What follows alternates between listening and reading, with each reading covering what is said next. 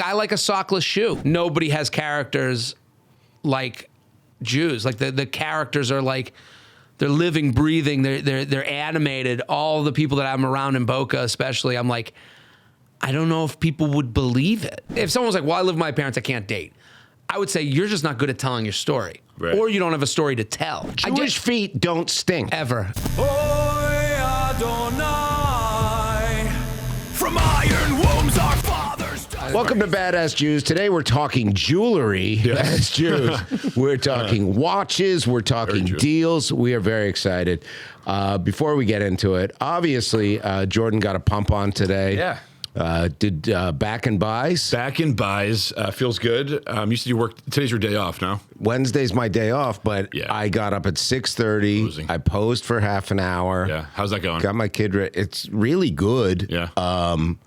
You know, posing brings out so many different things that you don't see. And the difference between good posers and bad posers often makes a show. Yeah. Because you have no idea what you're doing. So I'm working with Kenny Wallach, who's the greatest posing coach in America. And it's every time I do a session with him, I'm like, dude, you're brilliant. And he's like, yeah, I've been doing this. I go, how long? He goes, 91. I go, you don't look that old. Yeah. And he goes, no, since 1991. And my coach told me, he goes, he doesn't have a sense of humor at all. Right. And then I told him I'm a comedian. And he goes, whoa, where would I find your stuff? Do you talk about bodybuilding? And I go, yeah. And I don't think he's looked it up. Yeah. Most bodybuilders don't have sense of humor. I think you're like the rare exception who lifts and is funny. Yeah. It's not really funny sport. Well, I think there's inside humor that bodybuilders have that they really love, where they'll talk about pinning and about like, oh man, like that trend. Yeah, I know. So it's posing is great. Sure. Here's what I learned. What's that? I may have an injury in my left shoulder. Okay. So the left shoulder is lower than the right shoulder. Yeah. And I never knew that when I'm posing. I always just thought it looked a little off. Oh. So he goes, you got a seesaw. And I was like, oh, and all of a sudden. Yeah. Did you make fun of him after that? No, it's a little tweak. It's all little tweaks. Yeah, Posing is bodybuilding is an illusion. Sure. For the most part, once you have muscle. And it's amazing what this guy does. I never thought I would have striated glutes. Right. And now it's like I have striated glutes. So That's beautiful. I'll say your physique is probably the best. I've known you for about 10 years now. Mm-hmm. This is the best you've looked in 10 years. Thank you. Yeah. So I'm excited, and I'm 2 weeks out. I don't know when this is airing, but I'm 2 weeks out, and then I go to Austin to do a movie for a week. So I said I need a kitchen. I didn't say for a bodybuilding show. Yeah. I go, I'm in insane shape for this role. I'm playing an ex-Navy SEAL / podcaster, so it looks like I did it for the role. Right. And then I go, I'm on a really strict diet. I need a kitchen. Okay. So if you book me a hotel, I need an extended stay. They go, what if we just get you an Airbnb condo? I go, that's perfect. Oh. So I have to fly out the morning after the show, 6 a.m. flight. I'm off stage at 7 p.m. Bodybuilding's first, classics first, then they do the women. And then I'm on a 6 a.m. flight. So I'll fly with like a day or two of food, and then I'll shop when I get to Austin. Busy schedule, man. Yeah, it's insane. You know, bodybuilding is not necessarily conducive to, this is a horrible segue, to getting more women. In other words, you're He's trying. I love, by He's the trying. way, let me save you. Our guest today is a badass Jew of one of the most unconventional forms. Yes. I would say.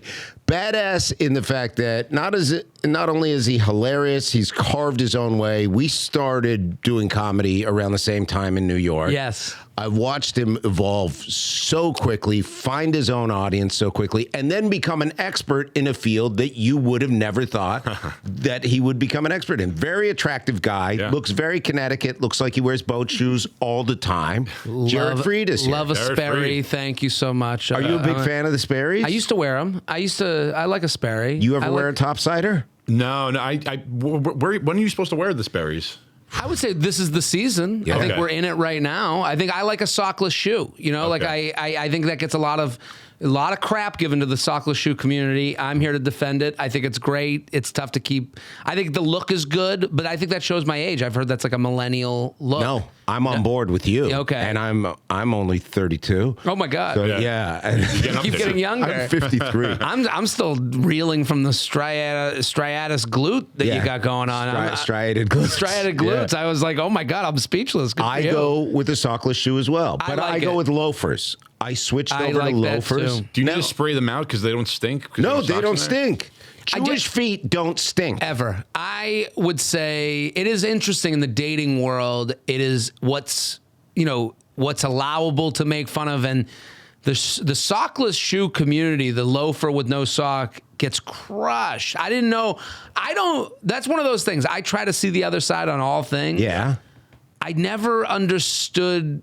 It's been connected to a personality. I guess it comes from, Connecticut look and Right. New Englander douchebag, classic fraternity bad guy from Revenge of the Nerds. But I think the look is clean. So I don't know. I love it. I do And too. I'll take them off sometimes. Sometimes you're like, I'll kick them off. Do you ever that's the kick whole them off? Well, that's the whole point. Right. You go sockless with a topsider because I want to put my feet in the ocean. Yeah, but Cool down. Let me ask you this: do you ever do it in a restaurant? Because I do. On a plane, in a restaurant. On a plane, I don't. You don't. I will consciously wear socks if I'm going on a plane. Because first of all, most of the time I fly first, which I'm sure Okay. you do too. If not a PJ at this point. I It's listen. the elitist conversation here. Jeez. I am a middle seat Delta Comfort, Middle seat. dude. Because if you get the cheap, I get the cheapest. I've sat first class. Believe me, I've sat first. Yeah, I know. But when I get the cheapest ticket because I fly so much, Yeah. I cheapest ticket, and I go whatever happens. Right. Let the wind take me as I go. Let the current Right. drag me away. And I've come to the conclusion that I don't use points. I don't use certificates Wow. unless it's a lie flat situation. I always want to be ready for a lie flat. Oh, I love a lie flat. Love it, but I'm not going to use it. I'm not using my rules for flying, and this is recent. No points used unless it's for a lie flat. Like I don't think the difference between first and You're when right, and especially is when enough. it's like By the end of the flight, by the time you get off, you go, "Thank God I didn't use it." I've never been. boy. I just used 25,000 points to upgrade to. I'm not against it. I'm just. Yeah, but for me, you're it's right. a personal policy where I go. I've never left a flight after not using it, going, I wish I would have used it. Damn it! Do you know what I mean? Only when I'm like middle seat across the country, and I go. The one thing I have is when they upgrade you from the coach class to the middle. I have the no Well, middle you get seat that option. automatically. You get it automatically, Yeah. and then you have to make sure you're on it because if they put you in that middle seat.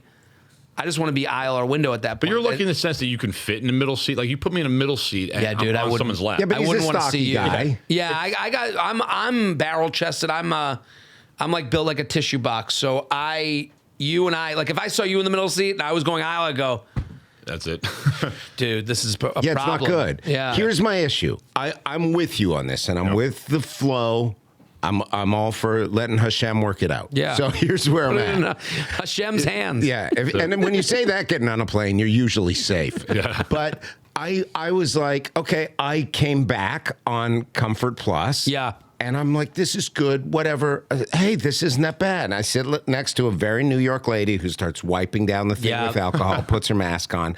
I'm fighting to complain. I'm like, she's just doing what she's doing. Right. And then I realize the kid in front of me has bronchitis. He's hacking up a lung. So I have Right. a big hoodie. I put the hoodie over my head. I Now you're a masker. for like an hour and a half. Yeah. Then I wake up and I look at her and I do this. I make conversation a lot. I go, good call with the mask. and she goes, do you want one? And I go, yeah, okay.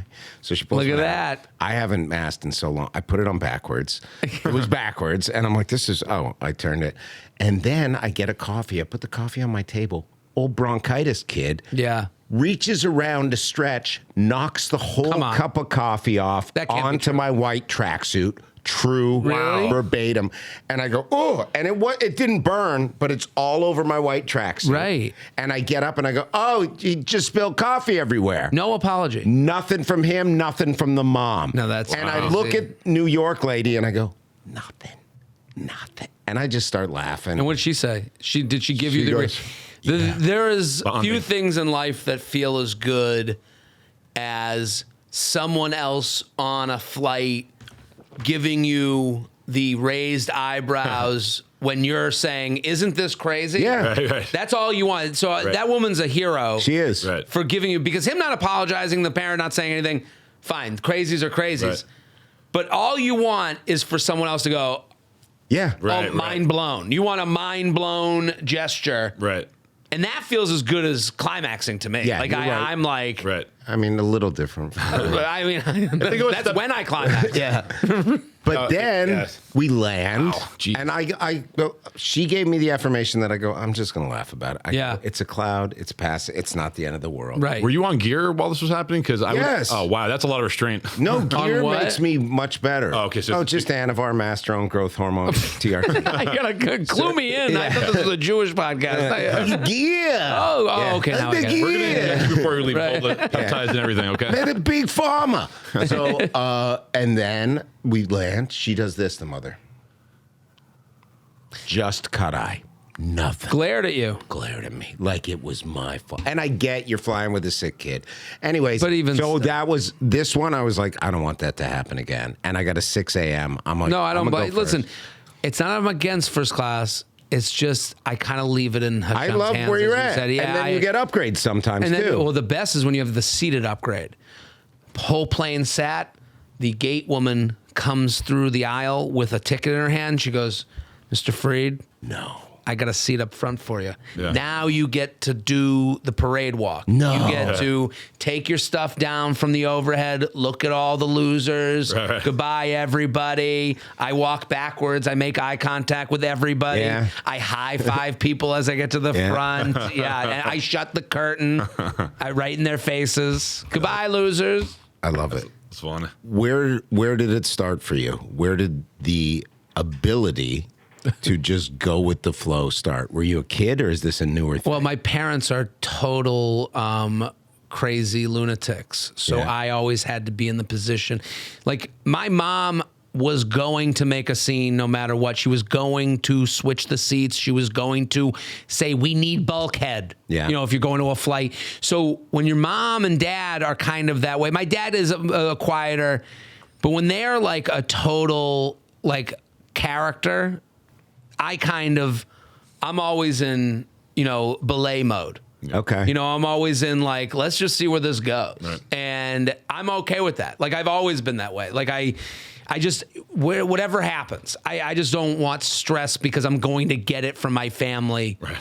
no matter what. So I don't want extra stress. So I don't know. And I think traveling alone, when you travel alone, you're like, fine. Like, I'm just like, what problems do I have? I'll get there when I get there. Right. Yeah. You're not trying to impress anyone. Right. No, I feel bad for people. Like I'm in the part of life, when it came to like dating and relationships and like when it, like wanting to be in a relationship, I'm like, I had to choose between, I could just be this forever.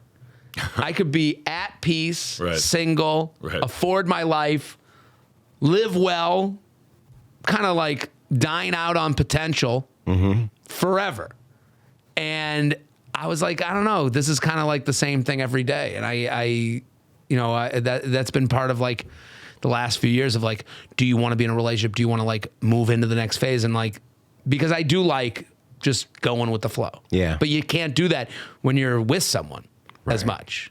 Like, you kind of go with their flow. You got to make sure they're checked in with. You got to make sure everyone's okay. I think after a while, like I've been married 10 years. Yeah. We've had ups and downs, but now we have a good flow state. Yeah. Where I know what she likes to do. She knows what I like to do. So now it's kind of like, okay, now we're flowing. And Right. that could go away today. Right. But that's the beautiful thing about a relationship. Yeah. You remind me so much of my cousin when I Okay. grew up. He was this reform, stocky Jew. Do you fall into that I tell category? you, I went to a conservative temple, but we were more high holiday Jews than we were, we lived a reformed life, but would never go to the reformed temple. It was like too wacky for you guys. We're not like, we're not guitar rabbi Jews. Talking about that. He is. That is one of the, you're right. Some people are guitar rabbi Jews. Yeah. For my parents, my mom grew up more religious than my dad, and my grandfather was the president of his temple, like very big part of the Jewish community in Detroit. Was she like modern Orthodox? Would you call it like that? Or I would call it something. From what I've heard, I never saw it. Yeah. So, two plates, that type of thing. Okay, yeah. So but then they became more reformed as life went on. My grandparents, on that side of the family. And then my dad's side of the family was more Italian in nature than Jewish. Like they were always like, we had like Sunday dinners at my grandparents' house and everyone went over. It was like, when I watch like a movie about Italians, I'm like, that's very much like my dad's side of the family, even though there was no Italian there. Right. Yeah. So I think that's a common thing because I grew up actually modern Orthodox, but when I saw Goodfellas, I'm like, something in a weird way, this looks familiar. Like, because the way people were talking and just communicating and the way the grandmothers were complaining, it's like, Right, but I also don't like it when Italians are like, oh, we're just like, it's always Italians who say it about Jews. Mm-hmm. It's never Jewish to Italian as much. Really? I think it's always Italians like, oh, I get it. We're just like Jew. And I'm like, yeah, except... for the doctorates and organized crime. I think sometimes Jews we like to think that we're like more like Italians only because maybe it makes us look cool or something. Maybe, yeah. We're we're just like gangsters, not really. No, we're not. We pretend to be. There's a couple, yeah. I mean, so you get bar mitzvahed? Yes. How was that? Great. Daytime party or nighttime? Nighttime. Party? Was there like a theme? Girls? Hot girls? My bar mitzvah, there was a theme. It was nightclub, I think. Oh, nice. It was March 28th, 1998. How much money did your parents spend on it? See, that's the thing. Like when you talk about like what type of Jews we were more like, Jews that, went to country clubs and that type of thing. It wasn't like, we weren't like tote bag Jews. Yeah. Like we were more salesman Jews. Got it. More than anything else. So nighttime party, good, fun. Did you have a crush on a girl at the time? I don't even remember. I probably did. I think I was more into like, what's the party gonna be? Like, what'd you eat? Chicken fingers? I don't even remember. I think it was Chinese food. Wow. Did we go Chinese food? Was there a band or a DJ? Both. Okay. Ooh. Wow. Yeah. Do you mess the Haftorah up at all? I think I did a good job. They invited me back to do it again. I used to sing. I was in the choir, and I had a pretty good voice at one point, or at least I was told that. Really? Yeah. At 13? I could sing. Pre-pubescent. Wow. Pre, and then post, I sang in high school. I did the choir in high school, and then never... Can I get a sample? No, it's gone now. My voice is like, it's like, I have to, it has to be in my range. Okay. It's got to be, I can sing, when I sing a song along the song, I'm like, that's it. That's the range. Yeah. You know, when you like feel it and you go, but when I'm out of it, I'm like embarrassed. Does Judaism follow you after high school? You still with it? See, with it, not with it, like, I don't know. It's interesting to me because, I go again, high holiday Jew, but like, and I never thought of like,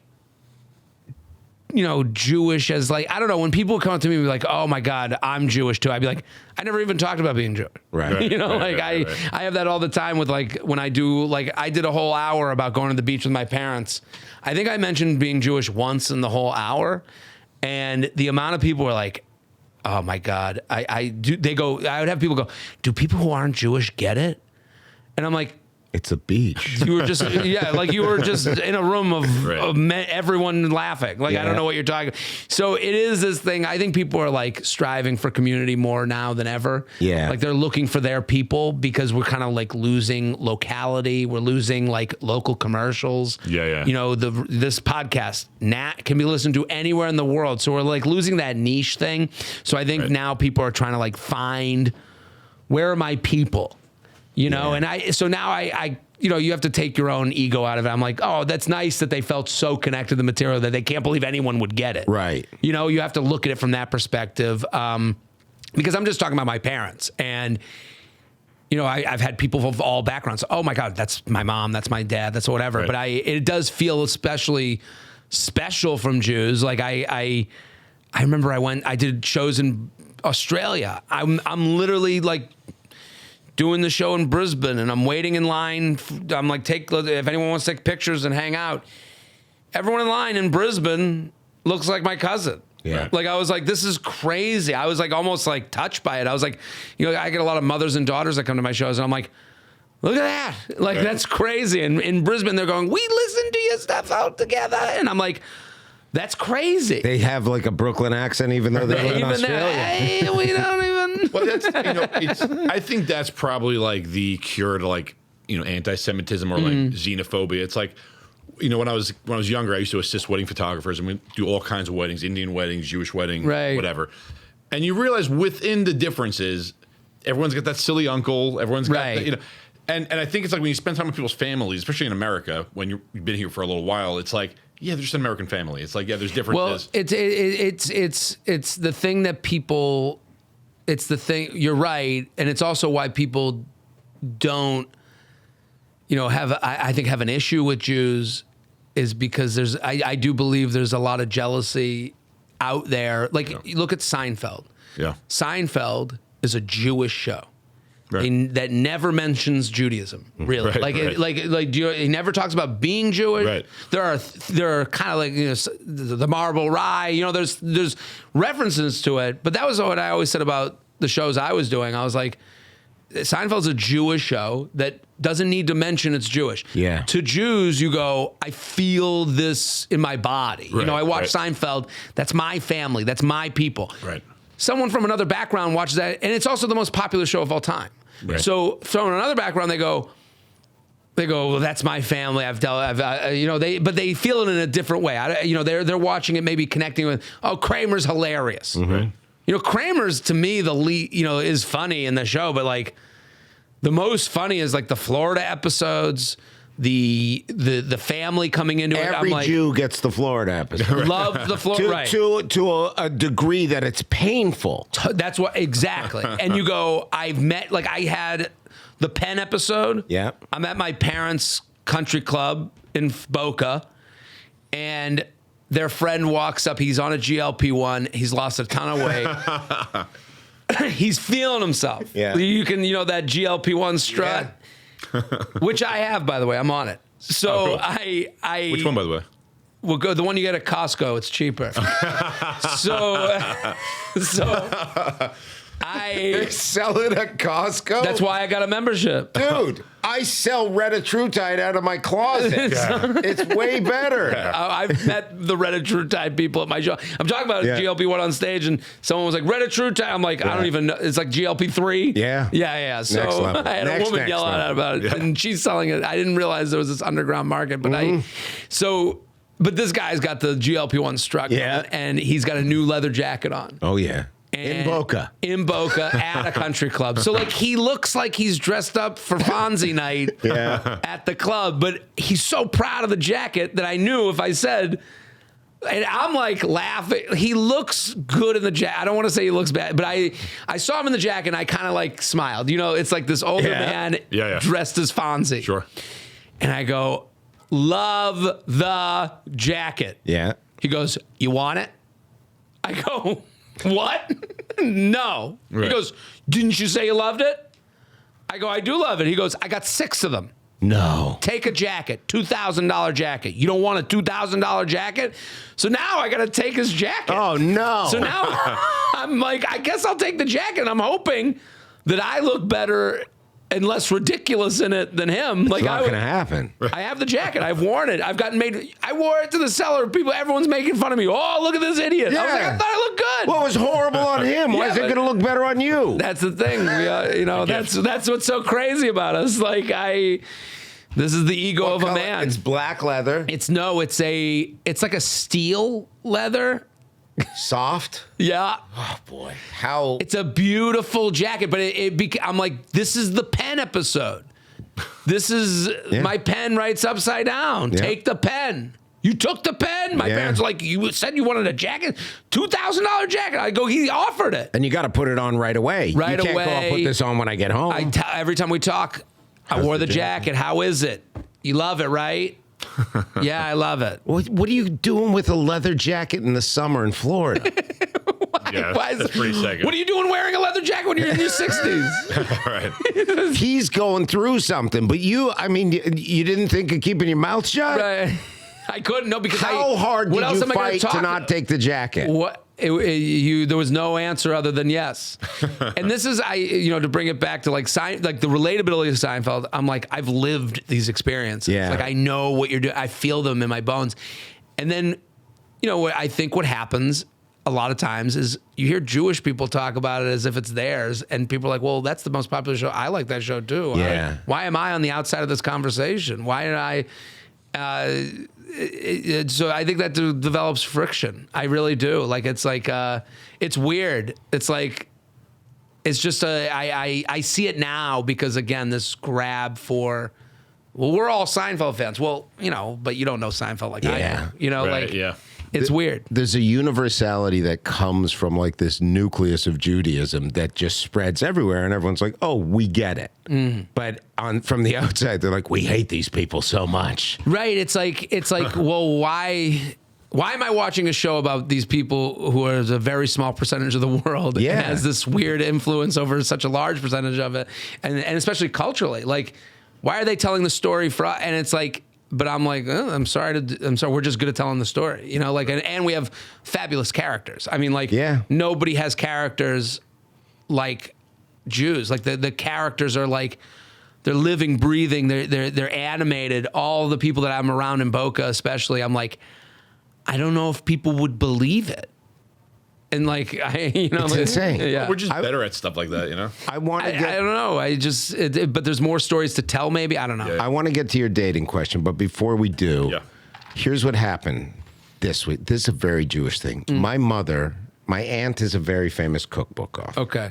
My mother is my mother. It's her sister. Her sister's famous, married this multimillionaire guy. They've got beautiful home. They're very giving. They, take care of the whole family. Tons of money, real estate, blah, blah. Okay. So it's their 50th wedding anniversary. So my mom and dad get invited. They still are like, there's going to be so many people. What about COVID? And they still literally to this. Yeah. And we go, just go, dress up, be present, have a good time. Try to not complain about everything. My parents complain about everything. Okay. My mom she goes, I am disgusted. They did not ask me to speak. They told me who's speaking, and I'm not on that list of people speaking. My sister, who is a spitting image of my mother, goes, you should just get up and say something.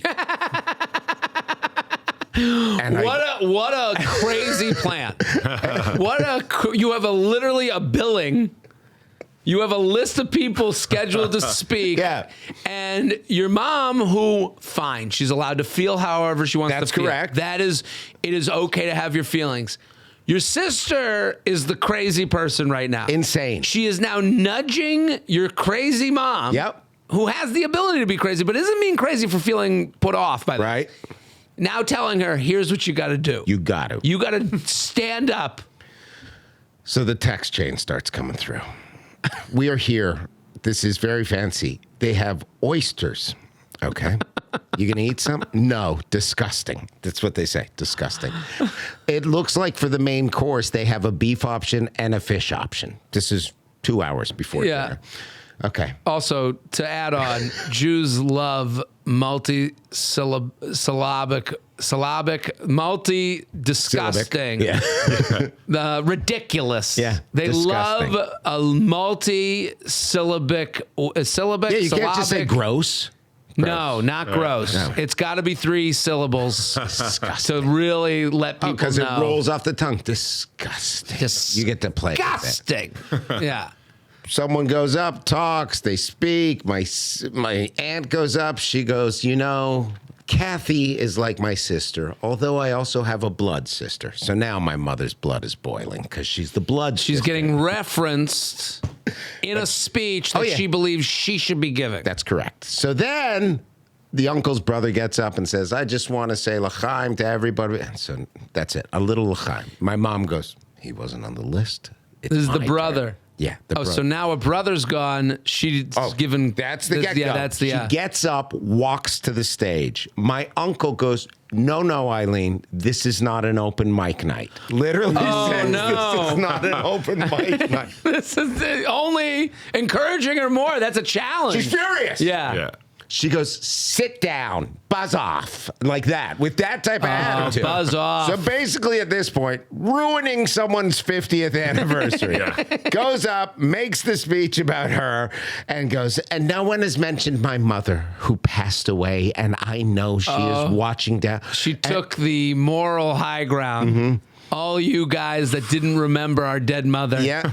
And I am wearing her perfume today. In remembrance. In remembrance. And then she comes up, my mom calls, and she goes, I felt great. I really had chutzpah. And then I go, hang on. And I called my sister, and I go, why did you make her ruin someone's 50th anniversary? And my mom's on, laughing. And then she goes, the awareness is the fun part. Yeah. The fact that she's laughing at it is very fun to me. Like, that's a loving thing. They're insane. That's insane, but it's like, I love that she's laughing. Yeah. Because my mom does that shit too, where she'll, as you're pointing out their craziness, they're laughing at the craziness that they just did. They could have just not done it. Could have not done it. They were, but they almost get intoxicated. They're drunk with rage. Yeah, with rage. My mom, I just posted a video. I threw away chicken salad, the tub of chicken salad, and I didn't wash it out. And my mom goes through the trash every day. They have the cleanest trash you've ever seen. So made the video. Watch, I'll throw this away. My mom will go through the trash. She'll yell at me for throwing this away. Yeah. As she's going through the trash, I'm taping her. I'm going, what? Well, she goes, where'd you put it? Where'd you put it? And then she's laughing at herself while being a crazy person, going through trash, yelling at me for not cleaning trash. It's the awareness of the insanity. Yeah. That's hilarious. But they still push through the insanity. That's what's so unbelievable. That's why those Seinfeld episodes, like her, people are like, now Larry David's become like a meme where people are like, I'm just like Larry. No, you're not. Yeah. Right. No, you're not. Right. Like taking an argument to the nth degree. Yeah. Is like what my whole family does, and the only way you remember you remember it lovingly and you laugh at it. Right. In the moment, my stomach is just like turning upside down. You can't believe it. No. So, yeah, this is the life we have to lead. Do you date Jewish? Yeah, so it's funny you mentioned this. My girlfriend now, she's talking about her. She's just texting me right now. Her parents like cancel vacations like an hour before they go just because they heard the weather's gonna be bad. and you go, and I'm like, and she goes, I am so mad at them. Fly away vacations. Yes. Jews don't drive so much. 2 hours. They were looking up the weather in Alaska. The weather was gonna be Alaskan. Yeah, I don't think they have 80-degree days. No. And they were like, we're canceling. And she was like, I'm mad at my parents. Irrationally. She's like, I'm so mad at them for canceling. I'm like, and I said to her, I love every moment of it. Like, I think this is the most wonderful. If we ever plan a vacation with them, she goes, I don't know if I could ever vacation with them. I go, I disagree.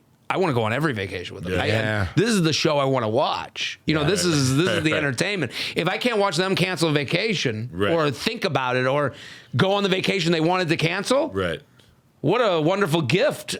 Well, I get to watch. I told her, this is the most fun. This is the fun part about crazy parents. Wow. Some people have parents that aren't crazy. They're bored all day. People come to my parents' house and they're like, is this like all the time? I'm like, I didn't know this was different. Yeah. I'm like, this is it. This is the show. Why you date Jewish, because like you're like, woo, okay, we got a live one here. Well, I date Jewish because I'm also used to it. Like I like live for that fodder. I live for that stupidity. Like I think it's like it's comforting to me. Like I don't know if I could be with someone where they didn't get it. Have you dated someone who wasn't before? Yeah, I've dated non-Jewish. I've dated Jewish. What's the difference in terms of like your experience? I didn't. I just didn't feel like I was with family. Right. I think that was not to be too woo-woo about it, but like I just felt like I was not dating someone who felt lived in the way I felt lived in with my family. And that's really just all it was. Like it wasn't that it was better for me. I don't know. I didn't like. I also didn't like explaining shit. Right. Like I didn't like the idea of like like I remember a friend of mine and I, we went to summer camp together, and we've known each other since he's been 10 and he's been 9, I've been 8, or 10 and 8, whatever. We've known, and then we went to college, same college, and then we're best friends. And his first wife, I'll never forget it. She was like, her friend was like, we were in New Orleans, we're at this pool, and the friend was like, how do they know each other? And the wife, who wasn't Jewish, was like, oh, they went to Jew camp together. And I was like, the way she said it. Right. Was such a lack of understanding of what our relationship was. I know I didn't like it because it was a camp that happened to have a lot of Jewish people at it. Right. But the description to the friend, right, the way it was said. That sounds like Auschwitz. I just didn't like it at all. It wasn't called Jew camp? Okay. They went to Jew camp. And, listen, if anyone else said it, I'd be like, I just won't talk to that person. Like, it's just they're not my cup of tea. Sure. When it was my best friend's future wife, I'm like, oh, this won't work.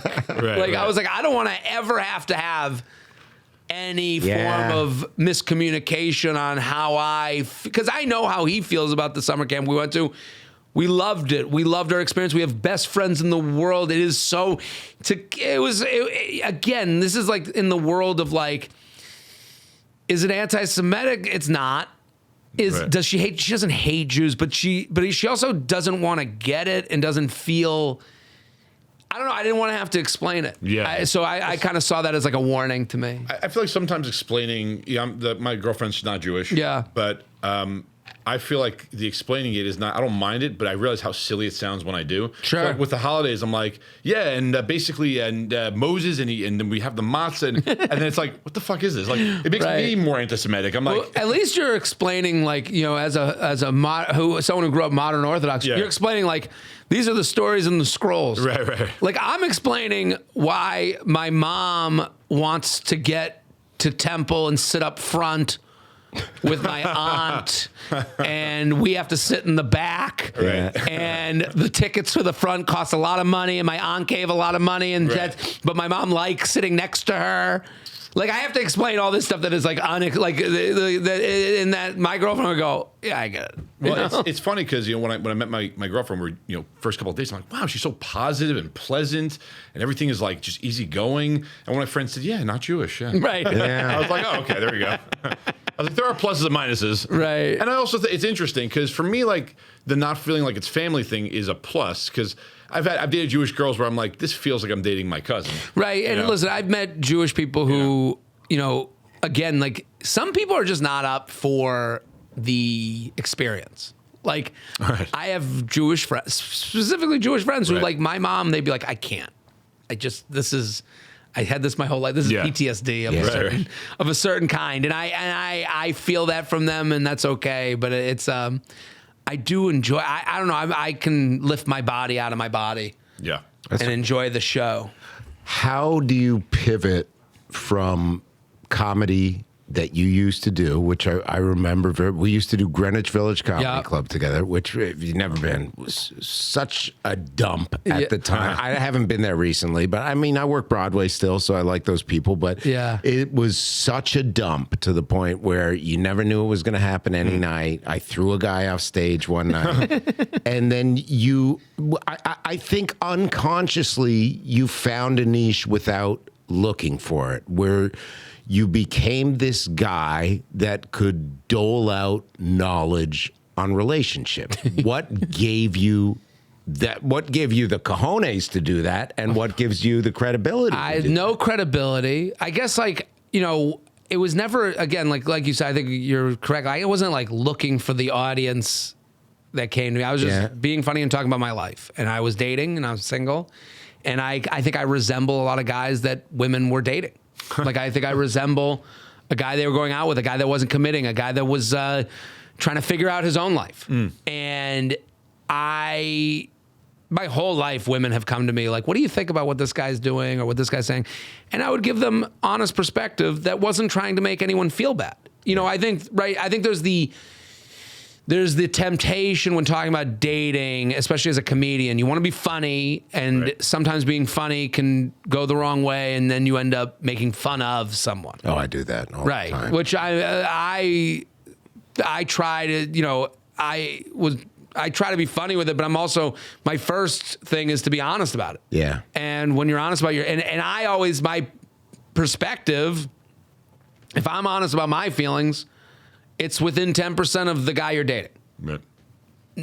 I'm not 100% different than the guy you're dating. Right. Because that's crazy. None of us are 100% different from one another. Am I 5% of the right, 5% of the left? Maybe. It would actually be weird. If you think of a bell curve, if you think of it mathematically, it'd be weird for me to be 6% different feelings-wise than the guy you're dating. So I would always answer how I felt and how I operate in the situation. Right. And I try to like inject some humor into that. But when you're talking about yourself, there's no mistakes. Right. You know, I'm an authority on my own feelings. So when someone's like, hey, I hooked up with this guy and I just texted him this and he wrote back this, I'd be like, well, I've written that when I felt this. And for these reasons, I wouldn't bet on this, or that, but I would send this text because it's going to get you an answer.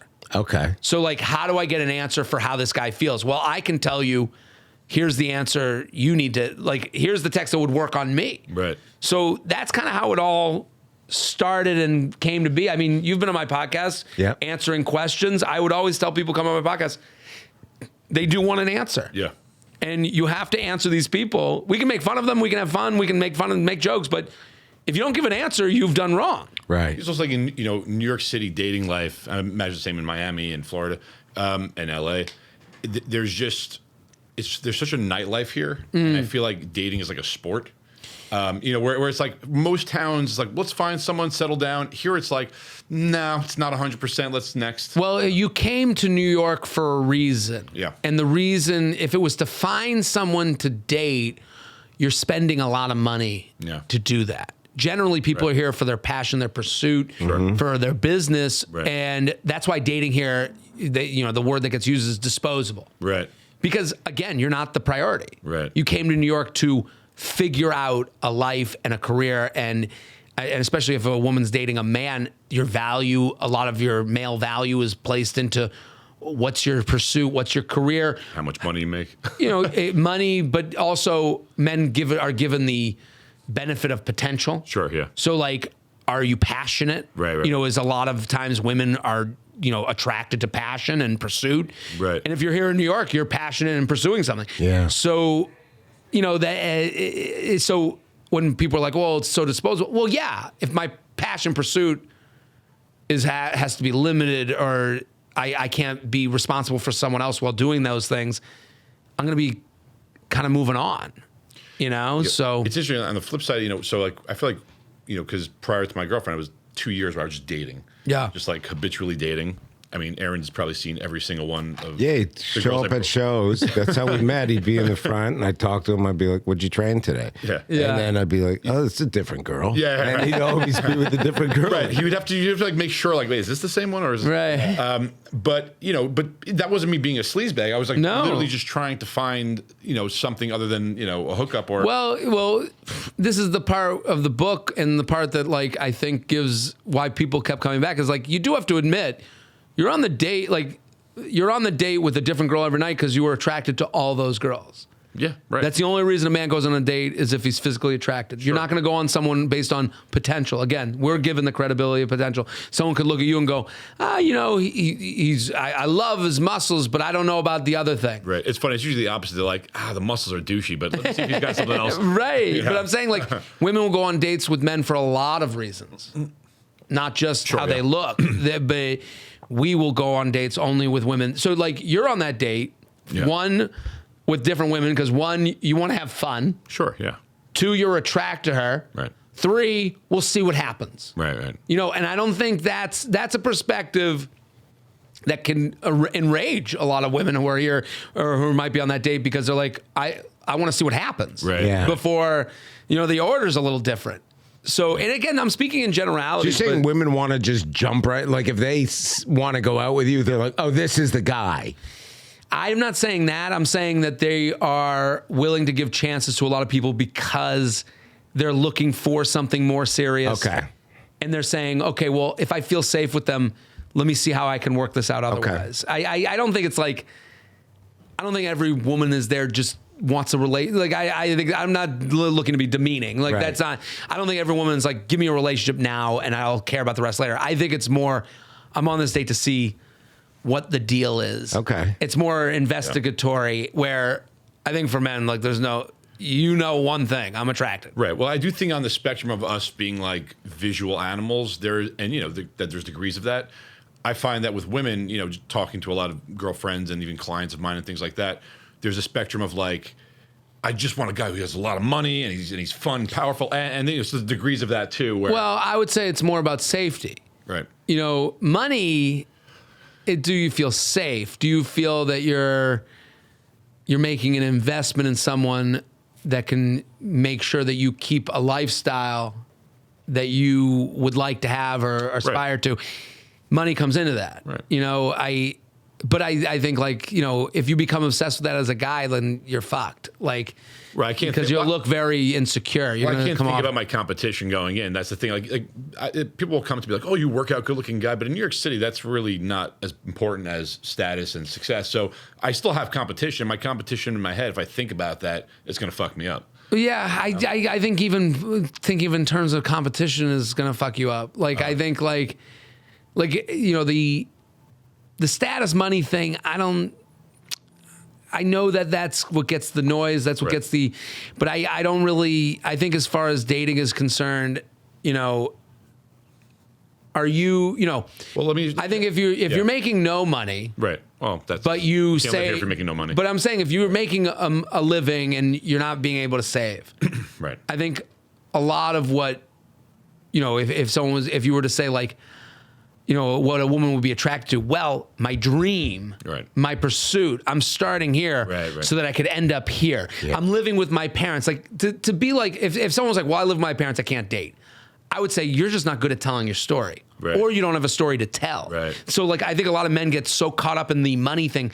You have such a benefit of the doubt situation with women that is like, you're not even really owning. Sure. I mean, I don't think men give women that benefit of the doubt at all. Right. Which makes me want to date. But you're not looking at like this woman's pursuit. You're looking at, are they hot? Which is not fair, but that's just the reality. Right.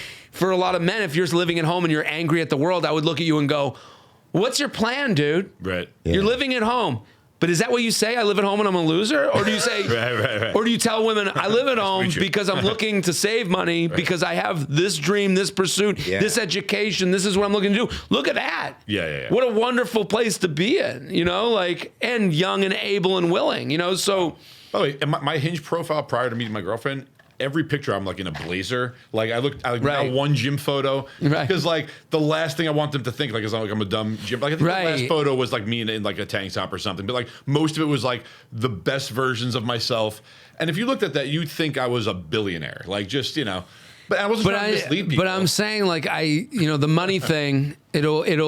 It'll drive you crazy. There's always someone richer. There's always someone better looking. There's always someone. Like when you go to do, Aaron, you know this, when you go to do a show at Soho House, have you done that show? Mm-hmm. You go on stage at Soho House, and this is the interesting part. Like I think this can, I think if men are listening, if you're talking about money and it's not about money. Yeah. It really, and I'm saying that like, so, I just believe this. No, but it's interesting. You go to Soho House and do a show. What's the mistake? Every comedian goes on stage. Everyone's rich here. Look how rich everyone is. And it never works. Never works. And because everyone at Soho House is thinking of someone richer. Right. Yeah. There's always a bigger private jet. There's always a bigger someone. I just call them all losers, who's in front and they love it. I literally call. That's all I do everywhere is call people losers. I knew you would know because you know the temperature of the room better than anyone. Yeah. And you go on stage at Soho House and you go, look at you losers, and they love it. Yeah. Right. And every other comic, the young comics, they go, oh, you guys are so rich. I'm such a loser. No.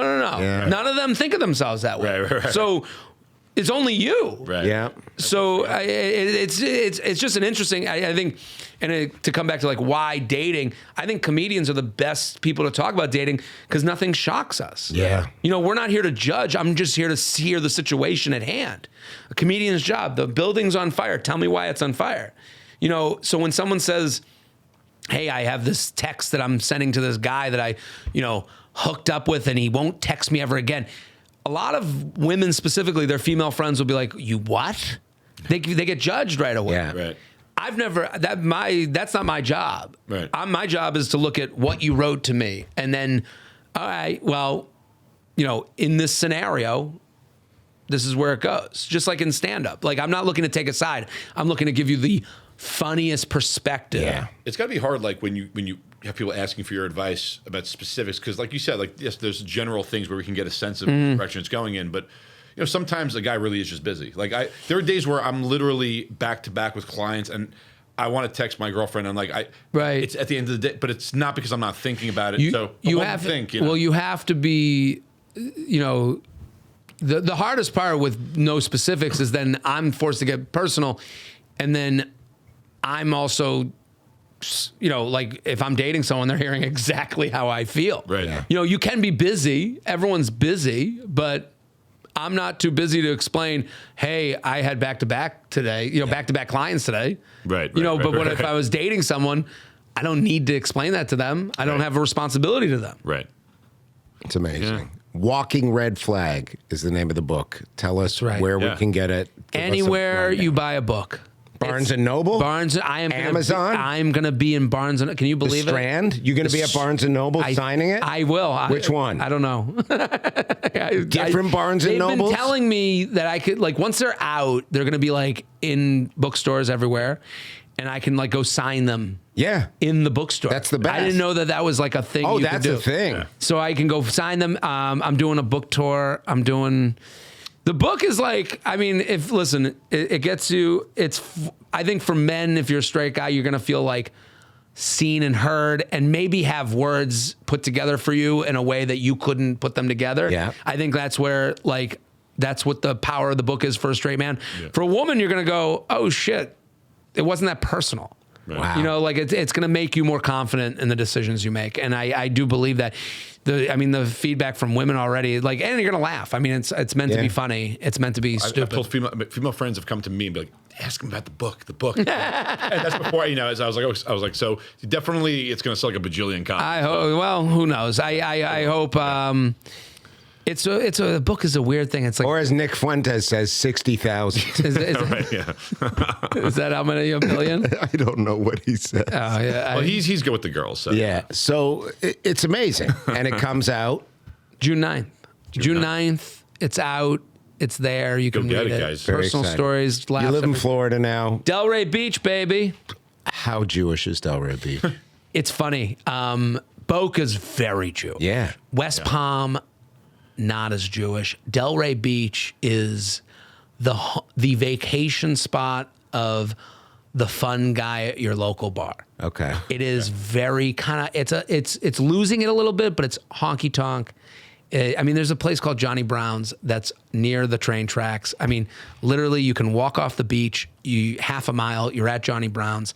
Live band every day, no matter what day of the week, and it's an outdoor bar. There's no walls. Yeah. And it's just everyone on that dance floor is just like tan, burnt, just drunk and fun. And so Delray Beach, as you go west from the ocean, as you go west, you hit the communities. It's a little bit older, but Atlantic Ave and Delray Beach, as far as a win for like a weekend away from the Northeast, if I was on the tourism bureau, it is like such a win. 2-hour flight. You're in West Palm. 25 minlike to the beach. And you're hanging. It blows away Miami. Like Miami is the pretentiousness of Miami. For an age group, like I think if you want like I like to have a drink during the day and pass out around 9 and then be on the beach by 10 a.m. Right. Yeah. If you want that trip, right. Delray Beach. All right, there you go. There you go. Travel and tourism, Delray Beach. I do it all. Jared Freid, badass Jew. Thank you so much, man. That was great. That was Thank awesome. you, guys. Check out his book. We will see you next week on Badass Jews. All right. From iron wombs